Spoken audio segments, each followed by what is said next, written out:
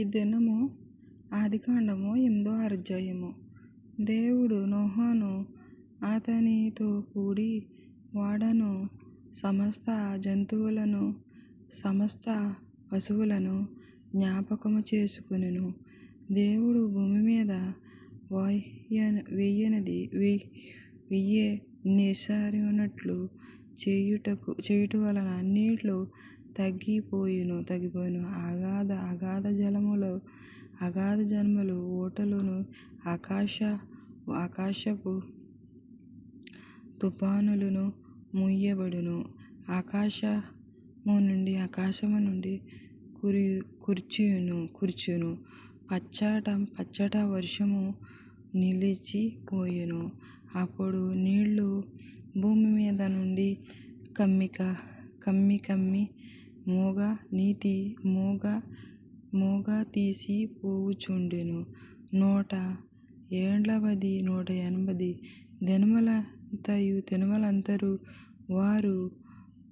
వారంతా నీళ్ల తగ్గిపోయెను.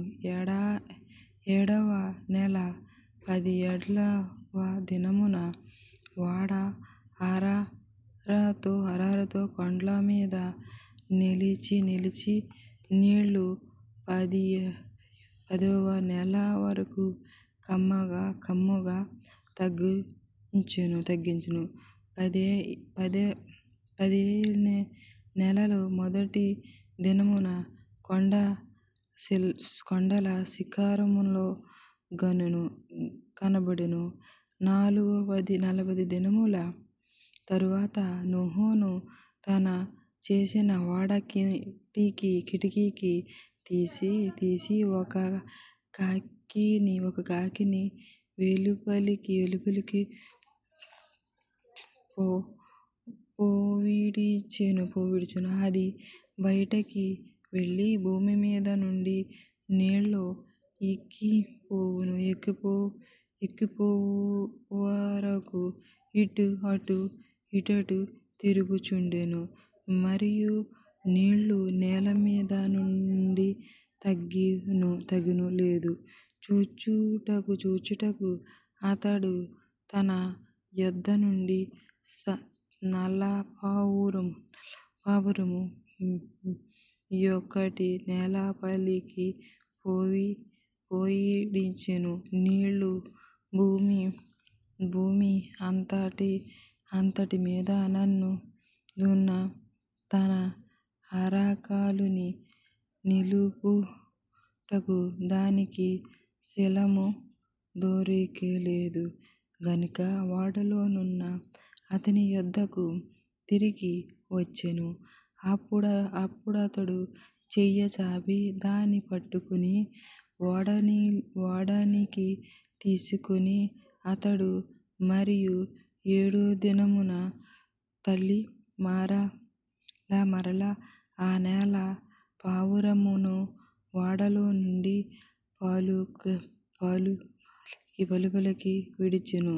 సాయంకాలమున అది అతని యొద్దకు వచ్చినప్పుడు తూచబడిన ఒలీవ చెట్టు ఆకు దాని నోటనుండెను గనుక నీళ్లు భూమి మీద నుండి తగ్గిపోయినని నోహనుకు తెలిసెను. అతడిక మరియు 7వ దినమున తల్లి ఆ పావురమును వెలుపలికి విడిచెను. ఆ తరువాత అతని యొద్దకు తిరిగి రాలేదు. మరియు 601వ సంవత్సరమున మొదటి నెల తొలిదినమున నీళ్లు భూమి మీద నుండి పాకిపోయెను. నోహను ఓడ కుప్ప తీసి చూచినప్పుడు నేల ఆరియుండెను. 2వ నెల 7వ ఏండ్ల దినమున భూమిని ఎడల ఉండెను. అప్పుడు దేవుడు, నీవును నీతో కూడి నీ భార్యను నీ కుమారులను నీ కోండ్లను ఓడలో నుండి బయటకు రండి. పక్షులు, పశువులు, భూమి మీద పాకే ప్రతి జంతువులు,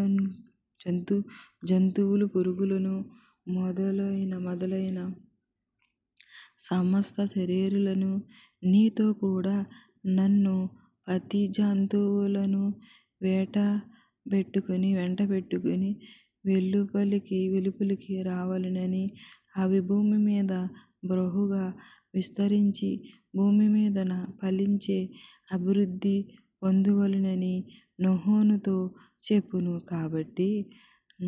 కాబట్టి నోహను అతనితో కూడా అతని కుమారులను అతని భార్యను అతని కోండ్లను బయటికి వచ్చిరి. ప్రతి జంతువును, పాకే ప్రతి పురుగును, ప్రతి చీటియు భూమి మీద సంచరించుననియు వాటి జంతువుల చొప్పున ఆ ఓడ నుండి బయటికి వచ్చెను. అప్పుడు నోహను యెహోవాకు బలిపీఠము కట్టి పవిత్ర పశువులన్నిటిలో నుండి పవిత్ర పక్షులన్నిటిలో నుండి కొన్ని తీసి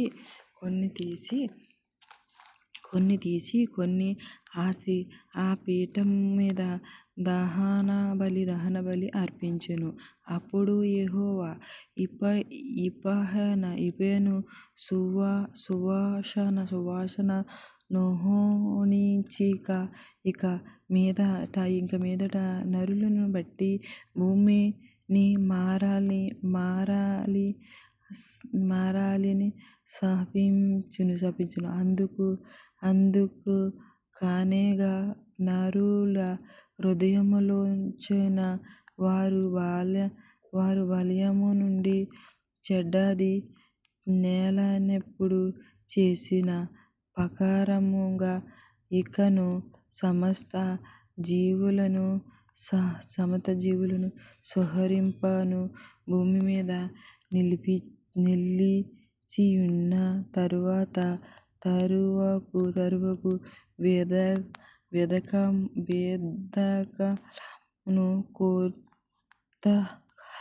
కొత్తకాలమును సంతోషమును వేసెను. శీతకాలమున రాత్రి పగలును ఉండక మానవాళి తన హృదయములో అనుకొనెను. మరియు దేవుడైన నోహను అతని కుమారులను ఆశీర్వదించిన, మీరు ఫలించి అభివృద్ధి పొంది భూమిని నింపుడి. మీ భయమును మీరు బెదరును అడవి జంతువులన్నిటికీ ఆకాశ పక్షులన్నిటికీ నేల మీద పాకే ప్రతి పురుగును సముద్రపు చేపలన్నిటికీ కలుగును. అవి మీ చేతికి అప్పగింపబడి యున్నవి. ప్రాణముగల సమస్త చరాములు మీకు ఆహారముగాను, పచ్చని కూర మొక్కలు నిలిచినట్లు వాటిని మీకిచ్చి ఉన్నాను. అయినను మాంసమును దాని రక్తముతో మీరు తినకూడదని, దాని ప్రాణము మరియు మీకు ప్రాణమైన మీ రక్తమును గురించి విచారణ చేయుదురని, దాని గురించి ప్రతి జంతువును నరులను విచారణ చేయుదురని, ప్రతి నరుని ప్రాణమును గురించి వాని సహోదరుని విచారణ చేయుదును నని, రక్తమును చిందించిన వాని రక్తము నరుని వలన చిందింపబడును. ఎలయనగా దేవుడు తన స్వరూపమందు నరుని చేసెను.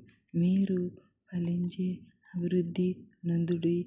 మీరు భూమిమీద సముద్రపు సంతానము కాని విస్తరించుడని వారితో చెప్పెను. మరియు దేవుడైన నోహను అతని కుమారులతో ఇదిగో, నేను మీతోని మీ తదనంతరము మీ సంతానముతోని మీతో కూడానున్న ప్రతి జీవితోని పక్షులని పశువులని మీతో కూడి సమస్తమైన భూజంతువులమీ ఓడలో నుండి బయటికి వచ్చిన సమస్త భూజంతువులతోని నా నిబంధన స్థిరపరచునని నేను మీతో నిబంధన స్థిరపరచుచుందును.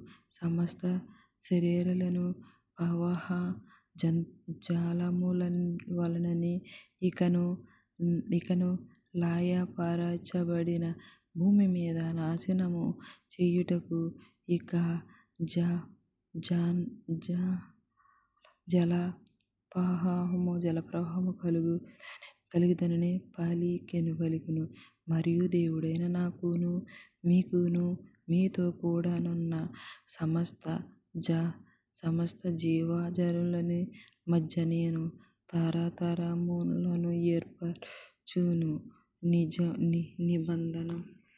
నిబంధనకు గురితో ఇది మేఘములతో నా ధనస్సును ఉంచితిని. అది నాకును భూమి మీదకి మధ్య నిబంధనకు గుర్తుగా నుండెను. భూమిపైన నేను మేఘములను రప్పించునప్పుడు ఆ ధనము మేఘములో కనబడెను. అప్పుడు నాకును మీకును సమస్తము జీవరాశులకును మధ్య నున్న నా నిబంధనను జ్ఞాపకము చేసుకొందును గనుక సమస్త శరీరులను నాశనము చేయుటకు అలాగు ప్రవాహముగా నీళ్ళు రావు. ఆ ధనస్సు మేఘములో నుండును. నేను దాని చూచి దేవునికి భూమి మీదనున్న సమస్త శరీరులను ఇచ్చిన వాక్యం దేవుడు దీవించును గాక. Thank you lord.